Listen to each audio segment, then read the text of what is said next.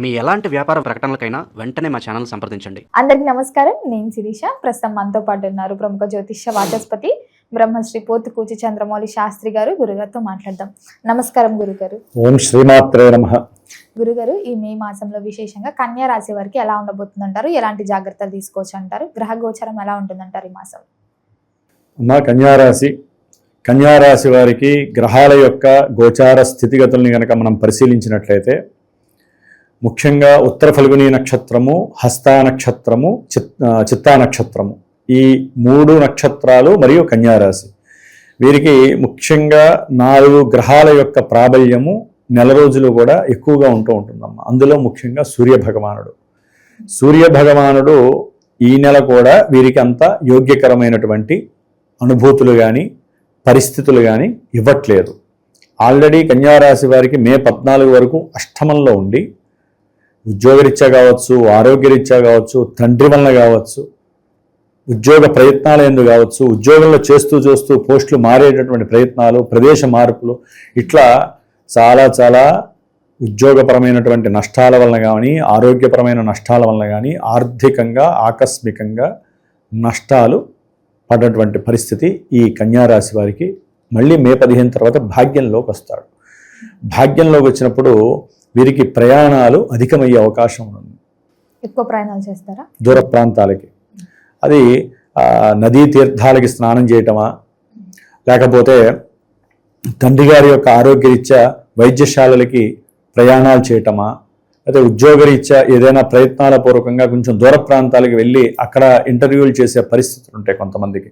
అలాంటి ప్రయత్నాల పరంగా శారీరకంగా దారుఢ్యం తగ్గుతుంది. అట్లాగే బంధుమిత్రాదులతో ప్రయాణము కొంచెం సంకటంగా ఉంటుంది, మనశ్శాంతి ఉండదు. ఉన్నటువంటి బంధువులతో దూరంగా ప్రయాణం చేయాల్సి వస్తుంది ఏదో సందర్భంలో. దానివల్ల వీళ్ళకి మనశ్శాంతి ఉండదు, ఏదో ఒకటి పిచ్చాబాడిగా మాట్లాడతారు, ఏదో సంభాషణ లోపత్వం వస్తుంది, వారి మధ్య గొడవలు అయ్యే అవకాశం ఉంటుంది. అట్లాగే కన్యారాశి వారికి శుక్రుడి యొక్క అనుగ్రహం అనుకూలమైన పరిస్థితి దాదాపుగా మే 14 వరకు బాగుందమ్మా. మే 14 తర్వాత శుక్రుడు 10వ భావంలోకి రావటం ద్వారా కొంచెం ఆర్థికంగా భాగ్యంగా వీరికి ఇప్పటి వరకు బాగున్న 10వ స్థానంలోకి వచ్చినప్పుడు ఉద్యోగ విషయాలలో ఇక్కడ ఈయన కూడా శుక్రుడు కూడా కొంత అనుమానాస్పదమైనటువంటి పరిస్థితుల్ని క్రియేట్ చేస్తాడు.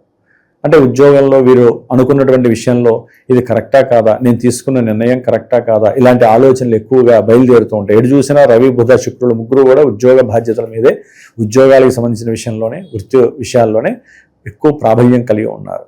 దాని తోడు కన్యారాశి వారికి ఇప్పటి వరకు కుజగ్రహము అనేటటువంటిది భార్యాభర్తల మధ్య సంకటంగా ఉన్నటువంటి పరిస్థితి వదిలి వీరి యొక్క ఆలోచనలు తప్పుడు నిర్ణయాలు తీసుకోవటము, తప్పుడు ఆలోచనలు చేయటము, అకస్మాత్తుగా ప్రయాణాలు చేస్తూ కాస్త ప్రమాదాలకి గురి అవ్వటము, ఇలాంటివి కూడా జరగడానికి అష్టమ కుజుడు కొంచెం కష్టాలని కలుగజేస్తున్నాడు.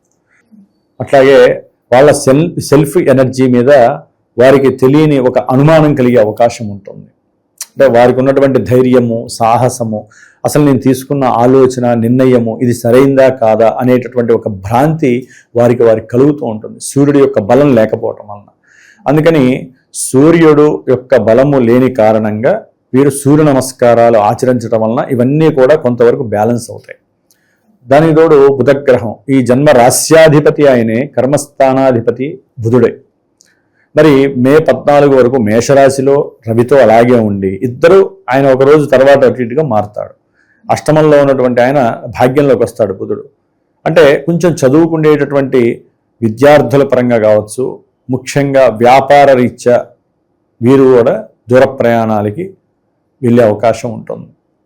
అంటే ఎవరో కొంతమంది రాజకీయ నాయకుల్ని కలవాలన్నా, వారితో సంప్రదించాలన్నా వీరు కాస్త కష్టపడాల్సిన పరిస్థితి. శారీరకంగా సూర్యుడు బాలేదు, వీరి లగ్నాధిపతి అంటే రాస్యాధిపతి కూడా బుధుడే కాబట్టి వీరికి కొంచెం ఇబ్బంది పడేటటువంటి సమయంగా భావించాలి రవి బుధులు భాగ్యంలో ఉండటం ద్వారా. ఏమా అట్లాగే ఉద్యోగ విషయంలో కూడా కొంత ఏదో తెలియని భయము, ఆందోళన, నేను తీసుకున్న నిర్ణయం కరెక్టా కాదా అనేటటువంటి ఆలోచన వీరికి కలగటానికి అవకాశం ఉంటుంది. ఆలోచన కారకుడు బుధుడు సూర్యుడితో కలిసి వీరికి ఉద్యోగ వ్యవస్థలో కొంచెం దూరంగా పోస్ట్ పడే అవకాశం కలుగుతుంది. లేకపోతే ఏదో ఎన్నికల పరంగానో లేకపోతే వీరి యొక్క వృత్తి ఉద్యోగ పరంగానో కాస్త దూరంగా వెళ్ళి రావడానికి అవకాశం కలుగుతుంది. దానివల్ల ఆరోగ్యం క్షీణిస్తుంది. దాని పరంగా ఆర్థిక నష్టం కలుగుతుంది ప్రయాణాల ద్వారా. రియల్ ఎస్టేట్ వ్యాపారులు కావచ్చు, లేకపోతే భూమికి సంబంధించిన మధ్యవర్తులు ఉంటారు కదా, ఆ భూమి అమ్మితే ఈ లాభం వస్తుంది. లేకపోతే రియల్ ఎస్టేట్లో వ్యాపారస్తులు ఉంటారు కొంతమంది, అంటే వ్యాపారస్తుల కింద వీళ్ళు భూములను అమ్మేటట్టు వాళ్ళ ఏజెన్సీస్, వాళ్ళకు కూడా కొంచెం కష్టం అనే చెప్పాలి. పరిస్థితి చాలా దినదిన గండంగా ముందుకు తీసుకెళ్లాల్సిన పరిస్థితి.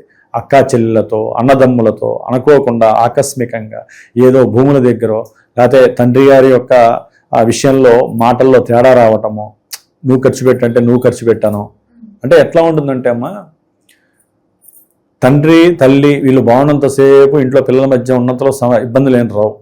హాస్పిటల్కి ఒకసారి తల్లిదండ్రులు ఎవరైనా చేర్పిస్తే ఎక్కడ సమస్యలు వస్తాయంటే ధన విషయంలో సమస్యలు వస్తాయి. అక్కడ ఆ విధంగా కుజుడు సూచిస్తున్నాడు. ఆకస్మికంగా కుటుంబంలో కలహాలు, అన్నదమ్ముల మధ్య సరైనటువంటి ప్రోత్సాహకరమైనటువంటి విషయాలు లేకపోవటం, అట్లాగే న్యాయస్థానాలకు సంబంధించిన విషయాలలో అకస్మాత్తుగా మీరు ఇంత డబ్బు కట్టాలని చెప్పి రావటం, ఇట్లాంటివి ఎన్నో జరగటానికి కుజగ్రహము చాలా ప్రతికూలంగా ఉంది. కాబట్టి కుజగ్రహానికి సంబంధించిన ఒక రకంగా చెప్పాలంటే వీరికి అష్టమ కుజుడు అనేటటువంటి దోషము స్త్రీ పురుషులకి ఎవరికైనా సరే దోషం కలుస్తుంది. ఎందుకంటే అమ్మ జన్మజాతకంలో వివాహానికి సంబంధించిన విషయంలో కుజదోషం చాలా ప్రాధాన్యత వహిస్తుంది. లగ్నం నుంచి కానీ చంద్రుడి నుంచి కానీ శుక్రుడి నుంచి కానీ ఈ కుజుడు సరైన స్థానాల్లో లేకపోతే కుజదోషంగా ఉంటారు. కాబట్టి కుజదోష ప్రభావం ఆయన సొంత ఇంట్లో ఉన్నా కూడా కుజదోషం కొంచెం టచ్ అయి ఉంటుంది. అష్టమం కదా, కష్టంగా అనిపిస్తుంది. కాబట్టి ముఖ్యంగా అమ్మ ఈ మధ్యగా మరి సప్తమంలో శని ఉన్నాడు కదా, వివాహపరమైన విషయాలలో అనుకున్న సమయానికి వివాహాలు కావు, ప్రొలాంగ్ అవటం, పోస్ట్ పోన్ అవటం లాంటివి జరుగుతుంది. విదేశాల్లో ఉంటారు వాళ్ళు, ఎక్కడో చదువుకోవడం లేకపోతే వివాహానికి ముహూర్తం జరగదు, వివాహపరంగా ఇబ్బందులు ఎదురవుతాయి, దాంతో పోస్ట్ పోన్లు అవుతాయి. ఇట్లా వివాహ విషయంలో కూడా అనుకున్నటువంటి అనుకూలతలు కలగట్ల కన్యారాశి వారికి జూన్ 2 నుంచి కొంచెం అనుకూలంగా ఉన్నాయి. అయితే ఇక్కడ మనం వివాహం కానటువంటి పురుషులు చాలామంది ఉన్నారమ్మా. వారి కోసం అని చెప్పి ప్రత్యేకించి వారి యొక్క జన్మజాతకంలో ఎవరికైనా సరే కుజదోషాలున్నా, రాహుకేతువులతో కలిగినటువంటి సర్పదోషాలున్నా, పితృదోషాలున్నా, అట్లాగే స్త్రీ దోషము శుక్రదోషం ఉన్నా సరే అవన్నీ కూడా నివృత్తి జరిగి చక్కగా మరి 28 ఏళ్ల నుంచి 40 ఏళ్ల లోపల అసలు పెళ్ళంటేనే కష్టం, 28 లోపల అయిపోతేనే శుభప్రదం. కానీ కాలమానంలో కాలంతో పాటుగా విధి విక్రించినట్టుగా భూలోకంలో వారి దగ్గరలో ఉన్నటువంటి వాళ్ళు కూడా వాళ్ళని విక్రిస్తున్నారు స్త్రీమూర్తులు. అంటే పెళ్ళిళ్ళకి ముందుకు రావట్లేదు. కాబట్టి ఆ కన్య ఆకర్షితురాలై వీరికి వచ్చినటువంటి సంబంధాలలో ఎక్కడో అక్కడ ఏదో సంబంధం వీరికి గట్టిపడటానికి వీరు చేయవలసిందల్లా కంపల్సరీ ఒకటే. ఎందుకంటే కేతువు కూడా కన్యారాశి వారికి 12వ స్థానంలో ఉన్నాడు. ఒక పట్టాన ఏది కూడా ఆనందాన్ని ఇవ్వడాయన, డిప్రెషన్స్ ఇస్తూ ఉంటున్నాడు కన్యారాశి వారికి, పెట్టుబడుల విషయంలో కావచ్చు, ముఖ్యంగా వివాహ విషయంలో కావచ్చు. కాబట్టి వీరి కోసమని ప్రత్యేకించి నేను అందరికీ అనుకూలంగా ఉండాలి, హైదరాబాద్లో ఎవరైనా దగ్గరలో ఉన్నటువంటి వాళ్ళు ఎవరైనా సరే వచ్చి కూర్చొని హోమం ఒకటి పెట్టానమ్మా, కన్యా పాశుపత రుద్రహోమం. అట్లాగే శ్రీ వల్లీ దేవసేన సమేత సుబ్రహ్మణ్యేశ్వర కళ్యాణ మహోత్సవము జూన్ 2వ తేదీ మంగళవారము మూలా నక్షత్రం రోజున విశేషముగా ఎవరైతే కొంతమంది ఆశ్లేష నక్షత్ర జాతకులు, మఖ, మూల, అశ్విని ఇట్లా కొంతమంది నక్షత్రాలు ఉంటాయమ్మా, ఆరుద్ర, ఈ నక్షత్రాలకు సంబంధించిన వాళ్ళు ఇందాక చెప్పిన దోషం ఉన్నటువంటి వాళ్ళు, కొంతమంది పెళ్లిళ్ళై కూడా విడాకులైపోయి, కొంతమందికి పెళ్లిళ్ళై విడాకులు కాకుండా అసలు నానా బీభత్సమైన పరిస్థితి అంతా ఈ యొక్క కళ్యాణ యోగం కాస్త అవయోగంగా మారిపోయిందమ్మ. వివాహం చేసుకుంటారు, అనుకూలతలు ఉండట్లేదు, అసలు కొంతమందికి వివాహమే కావట్లేదు ఎక్కువ మందికి. కాబట్టి సరిగ్గా నమ్ముకొని ఈ కార్యక్రమం అంటే ఆల్రెడీ మేము ఎన్నో చేసేసామండి అని చెప్పిన వాళ్ళు చాలామంది ఉన్నారమ్మా. ఇప్పటికీ జాతకాలు పట్టుకొని తిరిగే వాళ్ళు చాలామంది ఉన్నారు. బాధ అనిపిస్తోంది. నేను అనేది ఏంటంటే ప్రయత్నంలో సాధ్యతే సాధ్యమని ప్రయత్నం చేయడంలో తప్పులేదు. గురుడు మారేటటువంటి సమయం అది. జూన్ 2వ తేదీ గురుడు మిథున రాశి నుంచి కర్కాటక రాశి ఉచ్చస్థితికి మారుతున్నాడు. ఇది యోగం కాబట్టి ఆ యోగం అందరూ అనుభవించాలి. ఒక రాశి ఒక నక్షత్రం అని కాదమ్మా. వివాహం కానటువంటి ఏ నక్షత్ర జాతకులైనా, రాశుల వారైనా, ఇందాక చెప్పిన వారైనా, ఏ దోషం ఉన్న వాళ్ళైనా సరే ఈ కార్యక్రమంలో పాల్గొనవచ్చు. ఇక్కడ మనకు కావాల్సింది ఏంటి? వివాహం అవటం. పురుషులకి వంశం వృద్ధి చెందాలి కదమ్మా. తల్లిదండ్రులు అల్లాడుతున్నారు, వారికి మానసిక రోగాలు వస్తున్నాయి.